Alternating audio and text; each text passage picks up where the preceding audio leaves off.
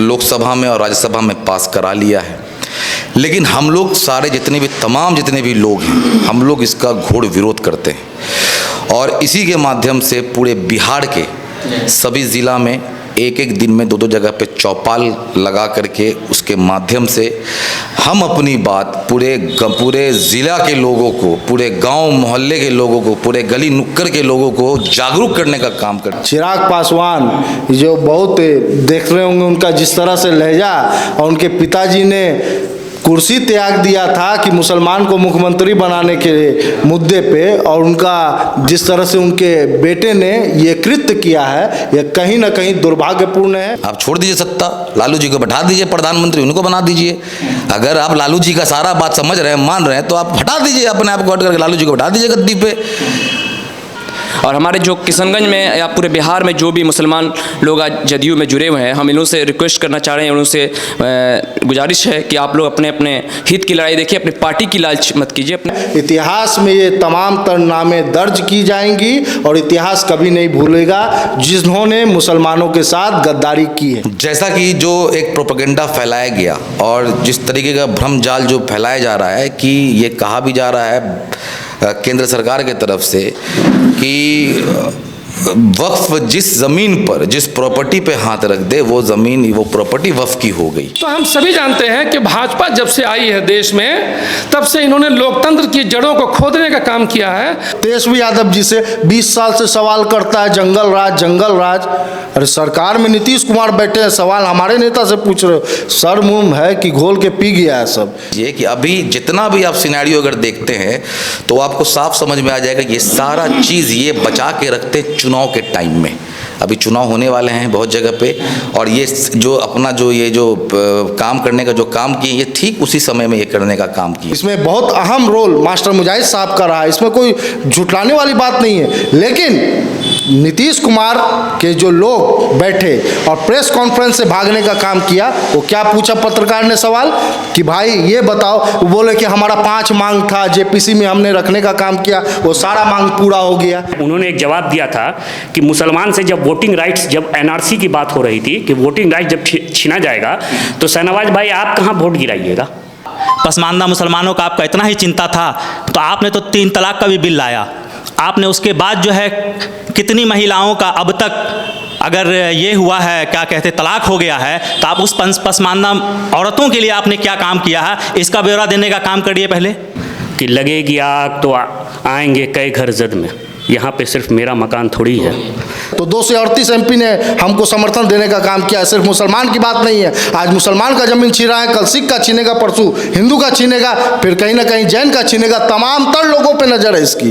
का भ्रम जाल भी फैलाया जा रहा है, और जो भी संशोधन जो किया जा रहा है, जिस तरीके का जो ये संशोधन करने का जो काम कर रहे हैं, इसमें सिर्फ और सिर्फ मुसलमानों का हक मारने का काम हो जा रहा है।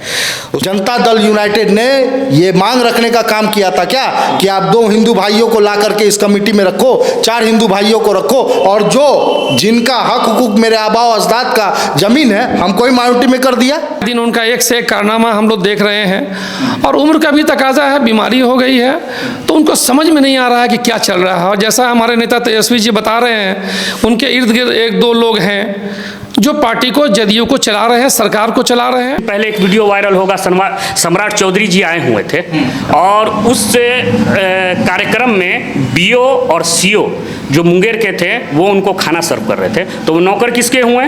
वो नौकर नेता के हुए, वो नौकर सत्ताधारी के हुए। उन्होंने बड़ी मंच पे ये बयान दिया था कि सत्ता रहे कि जाए मुझे कोई परवाह नहीं है, लेकिन मैं अपने प्रदेश में कोई तरह का दंगा भड़कने नहीं दूंगा, हिंदू मुसलमान को लड़ने नहीं दूंगा। पसमानदा मुसलमानों का आपका इतना ही चिंता था तो आपने तो 3 तलाक का भी बिल लाया। आपने उसके बाद जो है कितनी महिलाओं का अब तक अगर ये हुआ है, क्या कहते, तलाक हो गया है, तो आप उस पसमानदा औरतों के लिए आपने क्या काम किया है, इसका ब्यौरा देने का काम करिए पहले।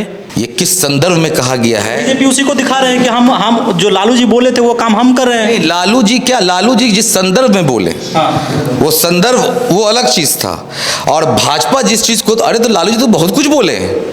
अगर सारी बात लालू जी की मान रहे हैं तो आप सत्ता छोड़ न दीजिए। चाहे वो अर्राबाड़ी में हो, चाहे यहाँ पर बहुमंजिला इमारत बना करके वक्फ की जमीन पे ही 1257 की ज़मीन पर वो इनक्रॉस था। मेरे वालिद 6 साल तक 1257 के अध्यक्ष रहे वक्फ बोर्ड के। आपने देखा होगा जैसे कानून लागू हुआ यूपी में मतलब एक 2-3 मदरसा पे जो है कार्रवाई उन्होंने करना शुरू कर दिया।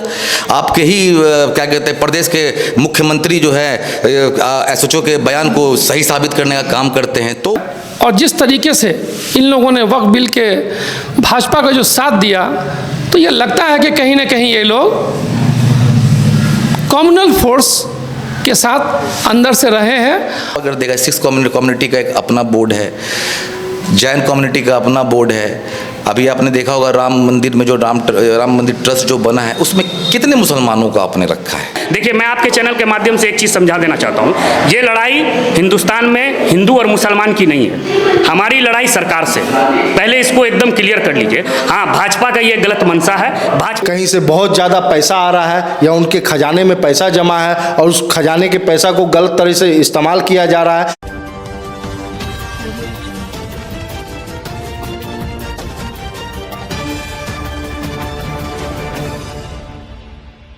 आज हम पहुंचे हैं जिला कार्यालय प्रकोष्ठ अल्पसंख्यक प्रकोष्ठ किशनगंज में। यहाँ पे मौजूद हूँ। यहाँ पे हमारे साथ मौजूद हैं दानिश इकबाल जी, अभी मौजूद हैं, किशनगंज के चर्चित नेता भी हैं। और यहाँ कुछ बात करेंगे वक्फ बिल को लेकर, आज बातचीत करेंगे और जानने का कोशिश करेंगे कि क्या मुद्दा है और जानने का कोशिश करेंगे। सर, आपका बहुत बहुत स्वागत हमारे KDB लाइव में। सबसे पहले आपका बहुत बहुत धन्यवाद करता हूं और आपके माध्यम से पूरे ज़िला वासियों को जो इस समय आपका चैनल अभी देख रहे होंगे सबको तहे दिल से मैं शुक्रगुजार करता हूं। आपके माध्यम से मैं आपको बिल्कुल एक संक्षेप में बता देता हूं। आज आप लोग मीटिंग रखे थे यहाँ पे, क्या चीज़ का मीटिंग था? ये वही इस मीटिंग का जो मेन उद्देश्य था कि हमें प्रदेश कार्यालय से जो सूचना मिली उसी के तहत ये जो है हमारे अल्पसंख्यक कमेटी की एक टीम बुलाई गई, जहाँ पे हमारे प्रदेश के पदाधिकारी भी थे। आप देख रहे होंगे इस समय हमारे प्रदेश महासचिव साहिल भाई बैठे हुए हैं, प्रधान महासचिव जो है रेहान साहब बैठे हुए हैं, युवा के जिला प्रदेश उपाध्यक्ष जो है सीनियर लीडर हमारे नन्हे भाई वो हैं, बगल में हमारे जिला अध्यक्ष फरहान साहब हैं और उनके बगल में जो है खुर्शीद भाई मीडिया प्रभारी और महबूब राजद नेता, वो सारे हम लोग बैठे हुए हैं। अभी इससे पहले बहुत सारे लोग भी थे। तो इस मेन मीटिंग का जो उद्देश्य यही था कि प्रदेश कार्यालय से जो हमें सूचना मिली उस सूचना के तहत ये मीटिंग बुलाई गई और इलेक्ट्रॉनिक और प्रिंट मीडिया के माध्यम से मैं अपनी बात को कहने जा रहा हूँ। बात दरअसल ये है कि अभी आपने देखा होगा कि किस तरीके से वक्फ बिल को लेकर के जो केंद्र की जो सरकार है जो छेड़छाड़ करने का जो साजिश की है और मुसलमानों का हक मारने का एक जो इसने षड्यंत्र रचा है उसके तहत इन्होंने तो वो बिल लोकसभा में और राज्यसभा में पास करा लिया है।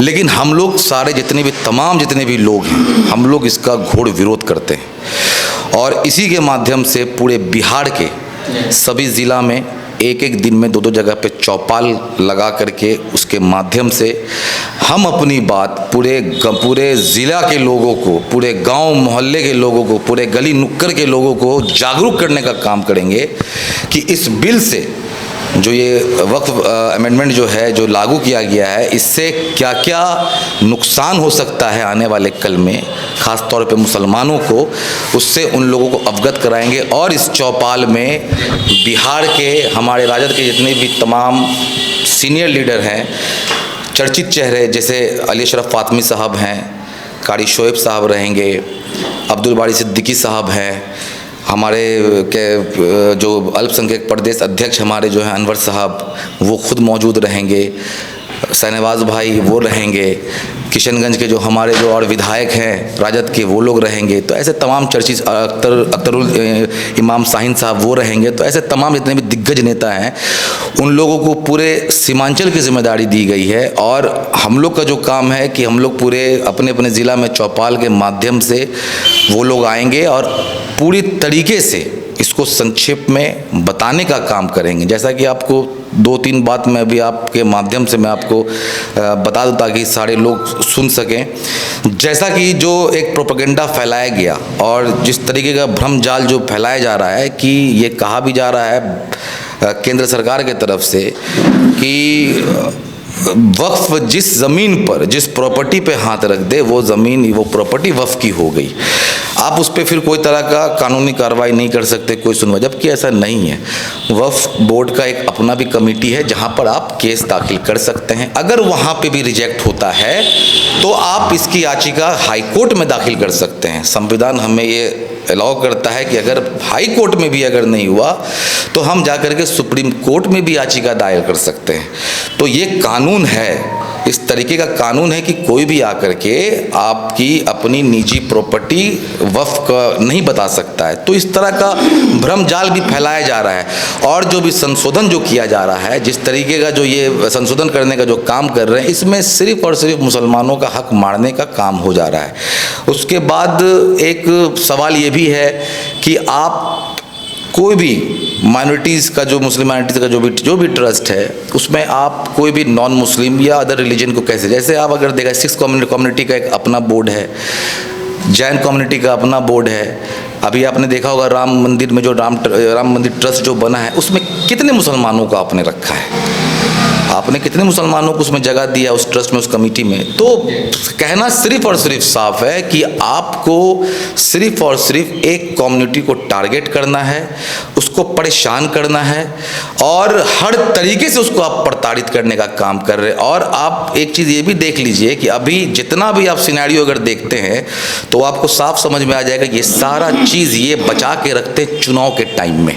अभी चुनाव होने वाले हैं बहुत जगह पे, और ये जो अपना जो ये जो काम करने का जो काम किए, ये ठीक उसी समय में ये करने का काम किए हैं। देखिए, अभी अगर चुनाव को लेकर बोल रहे हैं तो इसमें तो बीजेपी को नुकसान होगा, मुस्लिम वोट नहीं मिलेगा। जेडीयू को जो मुस्लिम वोट मिलने वाला था वो तो नहीं मिलेंगे अब, क्योंकि मुस्लिम कम्युनिटी इससे विरोध कर रहे हैं। पहली बात तो ये कि देखिए, एक तो भाजपा खुद ही कहती है कि हमें मुसलमानों की वोट की ज़रूरत नहीं है। आपने देखा होगा उनके जितने भी दिग्गज जितने भी मंत्री हैं, विधायक हैं, सांसद हैं, खुद बोलते हैं कि उन्हें मुसलमानों की ज़रूरत नहीं है वोट की। तो कहीं ना कहीं पीएम तो ये बोल रहे हैं कि सबका साथ सबका विकास बोल रहे हैं। तो अभी अगर ये चीज़ आप खुद देख रहे हैं, आप लोग ज़्यादा बेहतर खुद जान रहे हैं कि अगर सबका साथ सबका विकास की बात अगर वो कह रहे हैं तो कहाँ पे सबका साथ सबका विकास हो रहा है? आप क्यों इस तरीके से एक कम्युनिटी को टारगेट करते हुए जा रहे हैं? आप अपने नेता के ज़बान पर लगाम क्यों नहीं लगाने का काम कर रहे हैं? आपको तो अगर आप ये कह रहे हैं कि सबका साथ सबका विकास, तो ये तो कतई नहीं हो पा रहा है। अभी आपने देखा होगा जैसे कानून लागू हुआ यूपी में, मतलब 1-2-3 मदरसा पे जो है कार्रवाई उन्होंने करना शुरू कर दिया। आपके ही क्या कहते हैं प्रदेश के मुख्यमंत्री जो है एसएचओ के बयान को सही साबित करने का काम करते हैं। तो अगर ये चीज़ अगर प्रधानमंत्री अगर बोल रहे हैं, या तो प्रधानमंत्री जी गलत बोल रहे हैं या तो उनके नेता गलत बोल रहे हैं, दोनों में से तो कोई एक तो गलत होगा, क्योंकि यहाँ तो नहीं दिख रहा है सबका साथ सबका विकास। अच्छा, वक्फ बिल के विरोध में जो स्टैंड लिए हैं आरजेडी सरकार, अभी तेजस्वी यादव का भाषण आया कि मतलब अगर हमारी सरकार बनती है तो हम वक्फ बिल को लागू होने नहीं देंगे बिहार में। ये सिर्फ राजनीतिक है या वाकई में मुस्लिम के मतलब सपोर्ट में उतरते हैं आरजेडी? ये तो आप बेहतर जानिएगा और आप देखते हुए आ रहे होंगे कि कभी भी आज तक ऐसा नहीं हुआ है। इसको राजनीति से हट करके कीजिए, क्योंकि आपने देखा होगा जब वो दौर भी था, जब बाबरी मस्जिद जब ढाई गई थी और जिस तरीके का राम रथ लेकर के जो लाल कृष्ण आडवाणी जी जो निकल रहे थे और बिहार में घुसने का काम कर रहे थे, तो लालू यादव जी ने, हमारे राष्ट्रीय जो अध्यक्ष हैं, उन्होंने बड़ी मंच पे ये बयान दिया था कि सत्ता रहे कि जाए मुझे कोई परवाह नहीं है, लेकिन मैं अपने प्रदेश में कोई तरह का दंगा भड़कने नहीं दूंगा, हिंदू मुसलमान को लड़ने नहीं दूंगा। तो ये साफ साफ जाहिर है कि ना तो लालू जी में कभी ये लालसा रही, ना उनके बेटे तेजस्वी यादव जी में कभी ये लालसा रही। लालू जी ने और एक बात कही थी जो बहुत ज़्यादा अभी वायरल हो रहा है वीडियो, जिस दिन वक्फ बिल को लेकर सुनवाई हो रही थी, मतलब बातचीत संसद में बातचीत चल रही थी, उस दिन एक वीडियो वायरल हुआ था, आप भी देखे होंगे उस वीडियो को, जिसमें कहा गया है कि वक्फ बिल को लेकर एक कड़ी कानून बनना चाहिए। देखिए, वक्फ बिल को लेकर कड़ी कानून बनना चाहिए, ये किस संदर्भ में कहा गया है? बीजेपी उसी को दिखा रहे हैं कि हम जो लालू जी बोले थे वो काम हम कर रहे हैं। नहीं, लालू जी क्या, लालू जी जिस संदर्भ में बोले, हाँ, वो संदर्भ वो अलग चीज़ था। और भाजपा जिस चीज़ को, अरे तो लालू जी तो बहुत कुछ बोले हैं। अगर सारी बात लालू जी की मान रहे हैं तो आप सत्ता छोड़ ना दीजिए, आप छोड़ दीजिए सत्ता, लालू जी को बैठा दीजिए प्रधानमंत्री, उनको बना दीजिए। अगर आप लालू जी का सारा बात समझ रहे हैं, मान रहे हैं, तो आप हटा दीजिए अपने आप को, हट करके लालू जी को बैठा दीजिए गद्दी पे। तो कहने का देखिए सिर्फ और सिर्फ यही है कि ये किसी के चीज़ को लेके कहीं पे ला करके डालने का काम करते हैं, जोड़ने का काम करते हैं। बस एक साफ समझ लीजिए, हमारे जो नेता हैं वो हमेशा गंगा जमुनी तहजीब को लेकर के चले हैं। बिहार में एकता का जो है मिसाल कायम उन्होंने किया है, और बिहारी नहीं, उनका डंका देश और विदेश तक में बजा है। ये लोग ने, हिंदुस्तान के सारे लोगों ने देख रखा है, तो उनका कंपैरिजन कोई नहीं कर सकता है। और मैं आपको फिर से आपके माध्यम से बता देता हूं कि इसमें कोई भी राजनीति तुष्टिकरण नहीं हो सकती है। ये साफ साफ जनता, यहाँ के लोग और माइनॉरिटीज़ के लिए ये हक की बात की जा रही है, क्योंकि जाहिर सी बात है कि आप एक तो कहते हैं कि हम सेकुलर हैं, आप सेकुलर का चादर चढ़ाए हुए हैं, लेकिन आपका जो लहजा बता रहा है कि वो साफ साफ जो दिखा रहा है, वो लोग समझने पे मजबूर हो रहे हैं कि आप किस दिशा में जाने का काम कर रहे हैं। तो यहाँ पे बिल्कुल एकदम राफ साफ बात है कि सत्ता का जो लालच करता है वही ये सब चीज़ करेगा। हमारे नेता कभी भी सत्ता के लोभ में नहीं आए हैं। अगर सत्ता का लोभ अगर होता तो बहुत सारे जगह पर वो आराम से जाके, उनके बेटा भी जो तेजस्वी यादव जी जो है वो भाजपा के साथ मिल करके सरकार अभी बना करके बैठे हुए होते। नीतीश कुमार जी को देख लीजिए, उनसे किसी मुसलमान ने ये उम्मीद नहीं की थी कि नीतीश कुमार जी इस बिल को लेकर के समर्थन करेंगे, और उन्होंने दिखा दिया कि किस तरीके से पीठ पे छुरा भोंकने का काम उन्होंने किया है कि एक तरफ टोपी पहन करके अवतार खाए मुसलमानों के साथ, दूसरी तरफ उनके ही सामने खड़े होकर के उनके हक को छीनने का काम भी किया नीतीश। बिल जो लाया गया है लागू भी हो गया है, इसको लेकर क्या देखते हैं और क्या सोचते हैं? कुछ नहीं, बिल लागू किया गया है, गैर संवैधानिक है, असंवैधानिक है, और जिस तरह से देश के अंदर नफरत फैलाने का प्रयास, ये कोई नया नहीं है भाजपा के द्वारा। पूर्व में भी कई बिल ला करके इसी तरह देश के अंदर माहौल ख़राब करने की कोशिश की गई है। आज पुनः कोशिश की गई है मुसलमान की ज़मीनों को किसी तरह से उसको लूटना, उस पर कब्जा करना। अपने यही सरकार की मंशा ही है कि मुसलमान को दबाओ, जितना दबाने का प्रयास करते आई है, मुसलमान को दबाओ और उससे हिंदू को उग्र करने का प्रयास करो कि मुसलमान कुछ स्टेटमेंट दे, उससे देश के अंदर फ्रिक्शन पैदा हो। लेकिन मैं उम्मीद करता हूं हिंदुस्तान के मुसलमान अक़लियत और हमारे हिंदू भाई और तमाम तर लोग, तमाम धर्म के लोग इतने समझदार हैं कि वो आपस के किसी भी फ्रिक्शन में, सरकार के बहकावे में नहीं आकर के जो हक की बात है वो बोलने का काम करेंगे। और देख रहे होंगे पूरे देश भर के अंदर से कहीं ना कहीं रिएक्शन आ रहा है, और कहीं ना कहीं नीतीश कुमार जिस तरह से छीछा लेदर हो रहा है पूरे बिहार और हिंदुस्तान के अंदर, टीडीपी और ये आपको नरेंद्र मोदी का हनुमान कौन है, चिराग पासवान,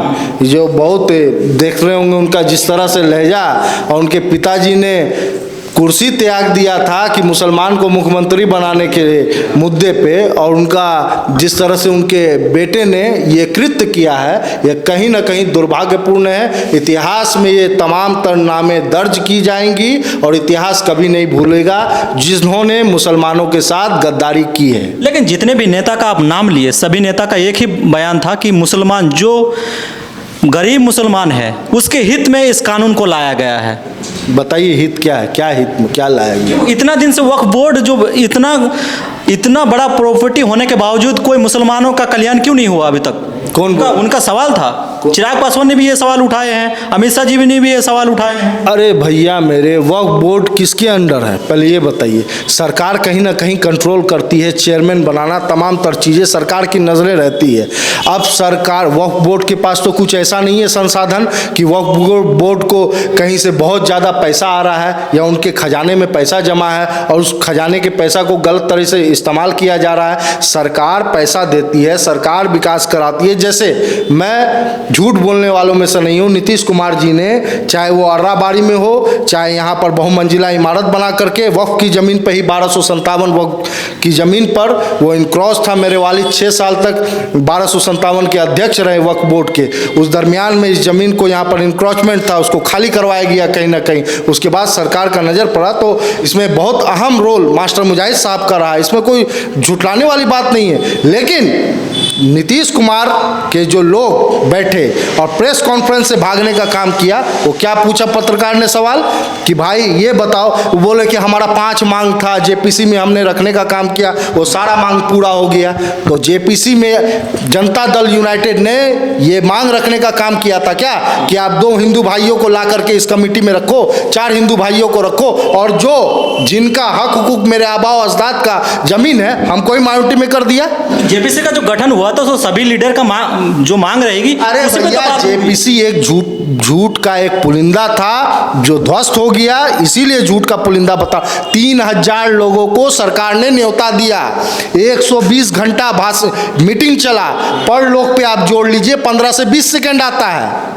तो ये महज मजाक है ना भाई। आप हमको बोला है, मेरा बात रखने का हमको अवसर ही नहीं दिए, तो ये तो मजाक है, सरासर मजाक है। तो सभी बड़े लीडर उसमें देखिए, असदुद्दीन ओवैसी भी शामिल थे, यहाँ के आपके सांसद किशनगंज सांसद डॉक्टर जावेद भी मौजूद थे, तो विरोध तभी कर देना चाहिए था। विरोध को क्या आप क्या लोकतंत्र में आप मर्डर करने बोल रहे हैं क्या? आप किस तरह का अल्फाज इस्तेमाल कर रहे हैं? क्या करेगा लोकतंत्र में? जब ज्वाइंट पार्लियामेंट्री कमेटी की गठन किया था उस समय बोल देना चाहिए कि और समय आना चाहिए था, और समय बढ़ाना चाहिए इसके लिए। अरे भैया, सरकार तो निरंकुश है, ये रंगा बिल्ला की सरकार है, ये किसी को लेके चल रही है। तो एक तरफा इसका दो ही आदमी है, एक ये तो देश दो चला रहा है मुखौटा, पीछे अंबानी और अडानी है।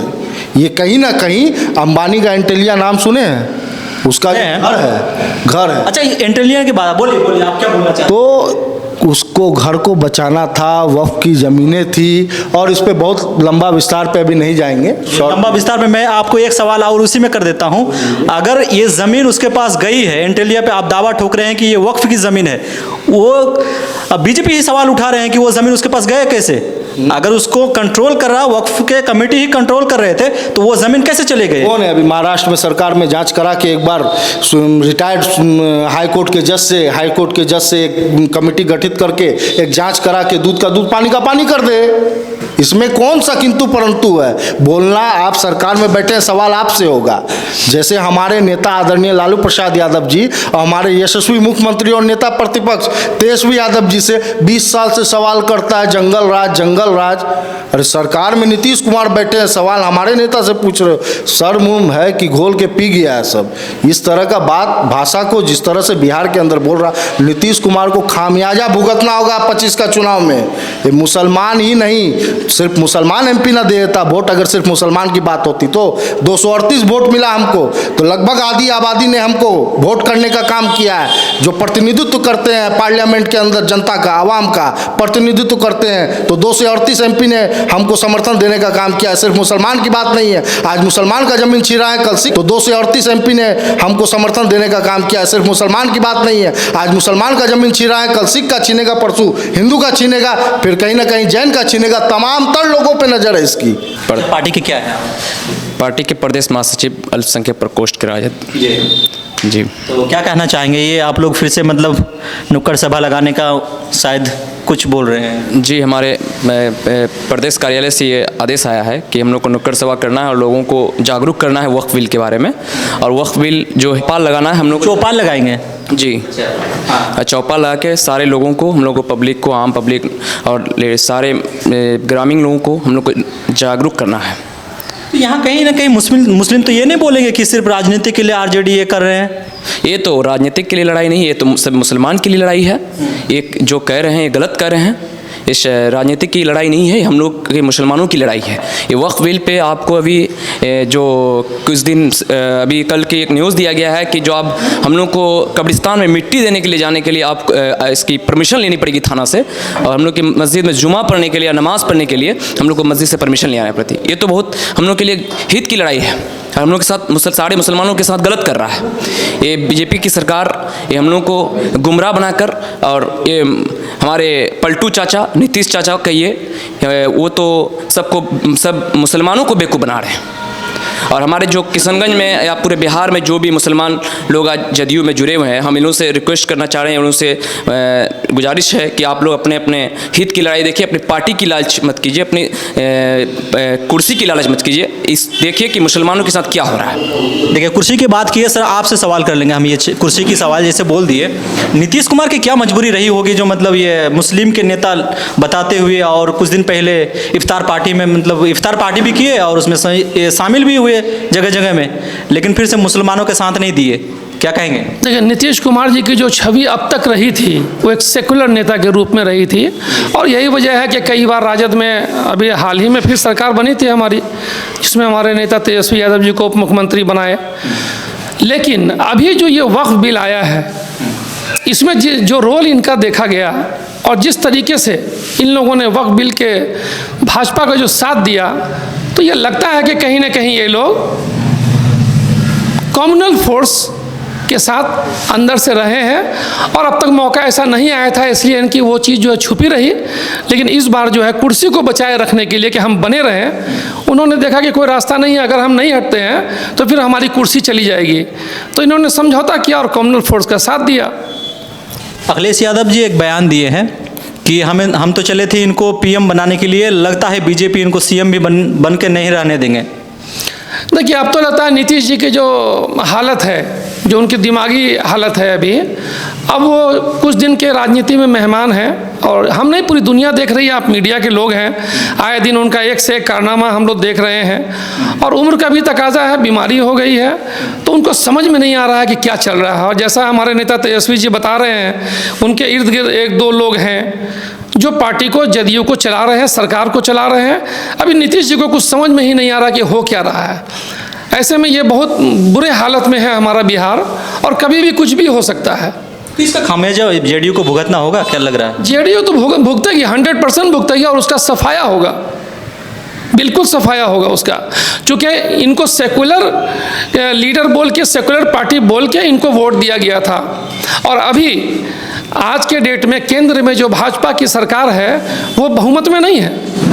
आप भी जानते हैं, अगर नीतीश जी और हमारे नायडू जी अगर साथ नहीं होते तो नरेंद्र मोदी जी प्रधानमंत्री नहीं होते। तो इन्होंने जो समझौता किया है, जनता के हित में नहीं है, अपनी कुर्सी बचाए रखने के लिए समझौता करने का काम किया है।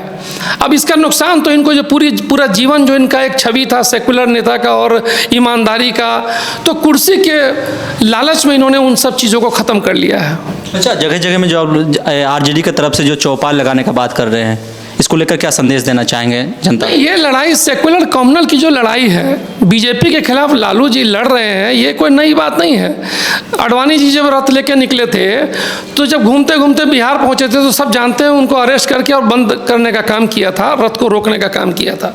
तब से लेकर के आज तक कभी भी उन्होंने ज़मीर का सौदा नहीं किया और बिहार में अमन चैन शांति लालू जी की वजह से रहा है, सभी जानते हैं। और कुर्सी के लिए कभी ना उन्होंने समझौता किया और उसी उनके नक्शे कदम पर हमारे नेता, उनके जो सपुत्र हैं तेजस्वी यादव जी, वो चल रहे हैं। उसी के कड़ी में चूँकि लोगों को समझ में नहीं आ रहा है कि लोकतंत्र में आम आदमी को जो पावर है, ये जो सरकार है, आम आदमी न मालिक है। हम वोट के जरिए अपना प्रतिनिधि चुनते हैं और हम शासन में लोगों को मंत्री, मुख्यमंत्री और प्रधानमंत्री बनाते हैं, तो डायरेक्ट जनता शासन करती है।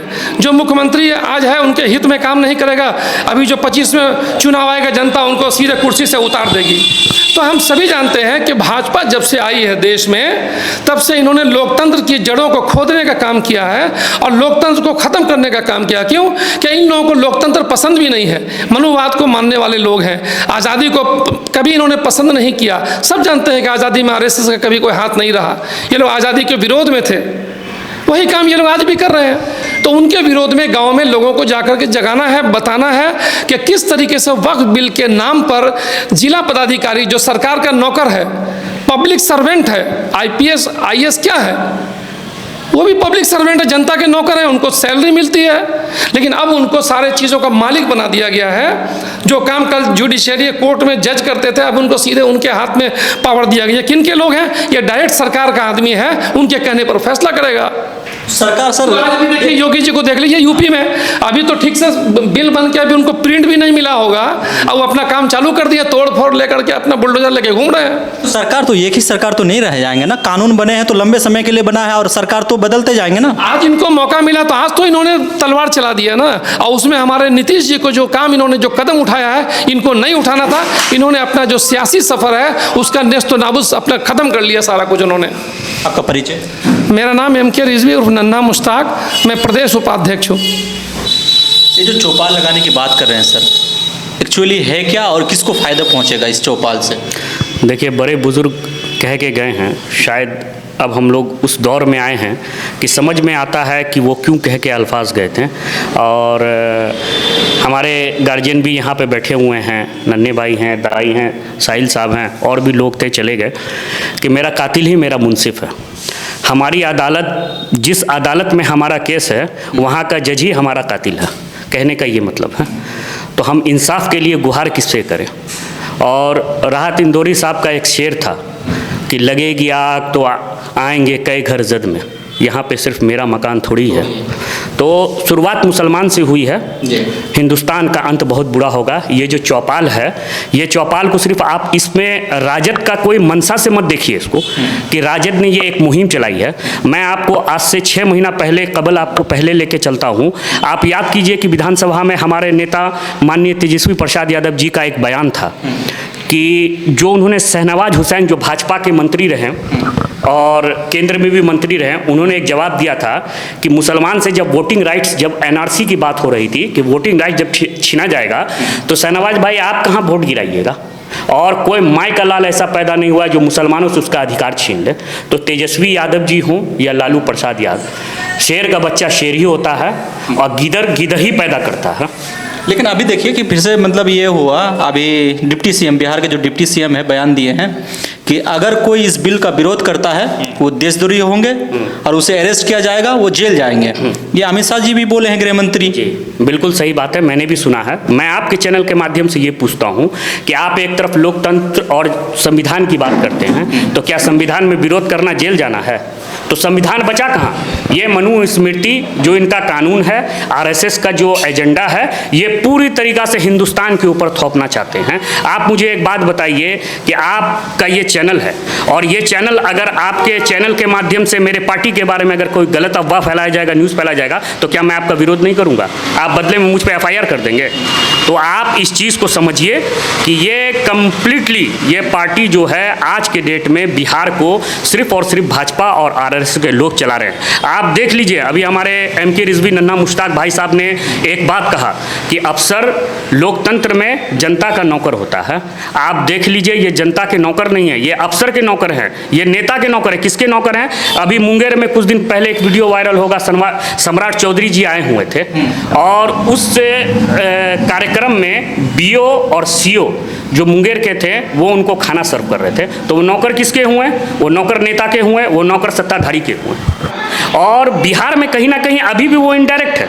तो यहाँ पे टोपी भी पहनना है और बोटी भी खाना है, तो यहाँ दोनों चीज़ लागू है। जिस दिन यहाँ भाजपा की सरकार बन जाएगी उस दिन इफ्तार पार्टी पे और जैसे आयोजनों पे, जैसे यूपी में हो रहा है कि हम हमारे छत पे नमाज नहीं पढ़ सकते हैं। देखिए, मैं आपके चैनल के माध्यम से एक चीज़ समझा देना चाहता हूँ, ये लड़ाई हिंदुस्तान में हिंदू और मुसलमान की नहीं है, हमारी लड़ाई सरकार से। पहले इसको एकदम क्लियर कर लीजिए। हाँ, भाजपा का ये गलत मंशा है, भाजपा इस चीज़ को फैलाने में कोशिश कर रही है कि ये लड़ाई हिंदू और मुसलमान बनाम है। नहीं, मेरी लड़ाई सरकार से है। आज भाजपा सरकार में बैठी है, कल कोई और बैठेगी, अगर मुसलमानों के हक के लिए अगर उसकी हक तलफी करेगी तो हमारी लड़ाई उससे होगी। तो क्या कहना चाहेंगे, क्या संदेश देना चाहेंगे? संदेश यही है कि हमारे प्रदेश कार्यालय से जो मुझे सूचना मिली है, जो प्राप्त हुई है कि हमारे जितने भी अक़लियत के नेता हैं, और ये सीमांचल अक़लियतों का इलाका है, यहाँ पे जिस तरह से अक़लियतों को ठगा जा रहा है, हमारे नेता ने कहा है, जो उनका आदेश आया है कि हम लोग गांव-गांव जाके, बस्ती बस्ती जाके हम लोग चौपाल लगाएंगे यहाँ पे, और जो भी हो सकता है संविधानिक दायरे में हम ये वफ़ के खिलाफ बिल लड़ेंगे अब, और हमारी पूरी टीम लड़ेगी। अब उसके एवज में तुम्हारा सरकार है, तुम्हारा राज है, तुम्हारा बंदूक है, तुम्हारा गोली है। अगर मारना है तो मार दो, जेल पहुंचाना तो पहुंचा दो, लेकिन हम संवैधानिक तरीका से लड़ाई लड़ेंगे। पर आपका परिचय? मेरा नाम फरहान आलम हुआ, मैं जिला अध्यक्ष हूँ, माइनॉरिटी सेल किशनगंज राजद। लेकिन आज जो आप लोग का कैलकुलेशन बताइए इस मीटिंग का। कैलकुलेशन यही है कि हमारे प्रदेश कार्यालय से एक आदेश पारित हुआ, अल्पसंख्यक प्रकोष्ठ के तमाम जितने भी जिला में 38 जिला में संगठन हैं, उनको ये कहा गया है कि पूरे 38 जिला में एक चौपाल लगाकर इस वक्फ बोर्ड अमेंडमेंट में जो ये बिल पास हुआ है इसके खिलाफ, और सीमांचल में हमारे पटना से बहुत सारे मेहमान आएंगे जो राजद से जुड़े हुए हैं, वो आकर इस चौपाल को लगाने का काम करेंगे, और चौपाल लगाकर इस बिल का जो भी खामियाजा है, जो नुकसान इस बिल से होने वाला है आने वाले टाइम में, उसको लेकर लोगों को जागरूक करने का काम करेंगे। उसी के लिए आज एक मीटिंग रखा गया था। आने वाले टाइम में हो सकता है 10 तारीख के बाद इस मीटिंग का जो है इस आने वाले टाइम 10 तारीख के बाद जो है इसका एक टाइम आ जाएगा कि कब इसको किया जाएगा। अच्छा, ये मुस्लिम लीडर इसमें शामिल है, जैसे जमीयत उलमाए हिंद हो या और भी मुस्लिम के मतलब बड़े बड़े लीडर हैं, इसमें शामिल होंगे? देखिए, शामिल तो इंशाल्लाह सब होंगे और सबको होना है। कहे कि ये आप इसको हिंदू मुस्लिम से मत देख के जोड़िए। ये एक बिल जो है ये काला कानून लाने का काम किया गया है। आपके पास संख्या बल है तो आप अपने ताकत के बल पे जो है आप एक कानून को लेकर चले आएँ, लेकिन इस कानून में मुसलमानों को आप कह रहे हैं कि पसमानदा मुसलमानों के लिए जो हम काम करने का काम करेंगे। अगर आपको पसमानदा मुसलमानों का इतना ही फिक्र था, पसमानदा मुसलमानों का आपका इतना ही चिंता था, तो आपने तो 3 तलाक का भी बिल लाया। आपने उसके बाद जो है कितनी महिलाओं का अब तक अगर ये हुआ है क्या कहते तलाक हो गया है, तो आप उस पसमानदा औरतों के लिए आपने क्या काम किया है इसका ब्यौरा देने का काम करिए पहले। ये तो आप काम करने रहे हैं। आपका एजेंडा ही यही है कि मुसलमानों को हमको जो है परेशान करना है। सबसे पहले आप जो है शरीयत में मुदाखलत करने का काम किए। हमारे शरीयत में जो है आप 3 तलाक के मसलों में लोगों को उलझाने का काम किए। उसके बाद आप देख लीजिए आपका नेक्स्ट टारगेट आपका वक्फ में की जो प्रॉपर्टी है लगभग 9.5 लाख एकड़ ज़मीन है। इस कानून को लाने का मकसद यही कि उस प्रॉपर्टी को हड़पने का काम किए। मैं ये कहना चाहता हूँ सरकार से कि ये भाजपा की किसी भी मंत्री ने भी ये ज़मीन देने का काम नहीं किया, किसी भाजपा के ऑर्गेनाइजेशन ने ये ज़मीन देने का काम नहीं किया। ये मुसलमानों के आबा व अजदाद ने इस ज़मीन को देने का काम किया मुसलमान के फलाह और बहबूद के लिए। मैं यही कहना चाहूँगा नरेंद्र मोदी जी से कि आप लोगों ने तो लंबा लंबा वादा किया था। आप पसमानदा मुसलमानों के लिए आपने जो बात की, तो पसमानदा मुसलमानों में नौजवान भी आते हैं। 2 करोड़ नौजवान को आपने नौकरी देने का वादा किया, वो 2 करोड़ नौजवानों को आपने नौकरी कहाँ दिया? आप 100 स्मार्ट सिटी बनाने का बात किए, आपका 100 स्मार्ट सिटी कहाँ गया? आप इन सब चीज़ों पे बात नहीं कीजिएगा, सिर्फ आप मुसलमानों को उलझाने का काम कीजिएगा कि मुसलमान इसी तरीक़ा से उलझे, रोड पर आए, हम FIR करें, उसको जेलों के अंदर डालें, उनका जो भी खस्ता हाल हो, उनके घर की औरतें रोड पर आ जाएं। जब उनके किसी के भी आप उनको जेल में डाल दीजिएगा तो उनकी तो औरतें घर से बाहर निकलेंगी ना। वो यही चाह रहे हैं। मुसलमानों को वो कोई भला नहीं चाहते, किसी पसमानदा मुसलमानों का हक और हकूक़ की बात नहीं कर रहे हैं। वो सिर्फ काली नज़र उनकी पड़ गई है हमारे लगभग 9.5 लाख एकड़ ज़मीन पे कि कैसे हड़पना है और बड़े बड़े लोगों को देना है, और जिसको वो लोग पहले दे चुके हैं उसको बचाने का भी काम कर रहे हैं। आपका परिचय? मेरा नाम मोहम्मद खुर्शीद।